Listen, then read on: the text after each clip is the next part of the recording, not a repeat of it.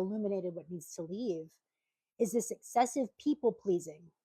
And growing up with a very volatile mother or parents, I should say both of them, um, in a way to counterbalance my perceived mom's energy or negative energy, right? I wanted to be the good girl, right? So I really identified with the Cinderella complex, right?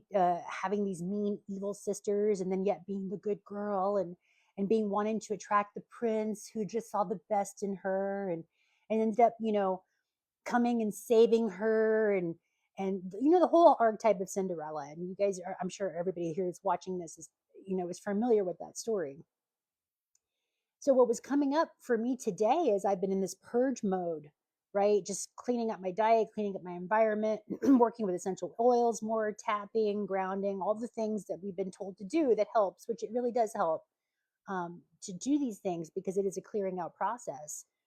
And I didn't realize how indoctrinated and ingrained that programming of the Cinderella complex was still permeating my field, right? And so even now, as I'm moving forward and moving toward entrepreneurship and learning to build my business and learning to build astrology, there was these subtle um servitude energies that I was still embodying because I was still into this Cinderella complex energy.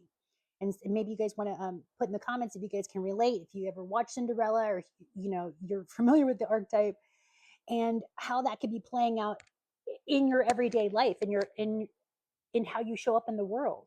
Because we all have, the zodiacal chart shows us where everybody has these archetypical energies within us, right? And so the sixth house is where we serve, where we are in service to other people, to the collective energy, right? It's our daily routines, how we show up for the other, what we do on the daily. And so I didn't realize that there was this insidious subconscious Cinderella complex still permeating, where I still had this, I saw myself as the victim, right? As Cinderella, as woe is me. And I have these mean sisters around me, or I have these people that are jealous of me, and I don't want to, rock the boat too much of my creations, or be too much, or show up too loud, or too authentic.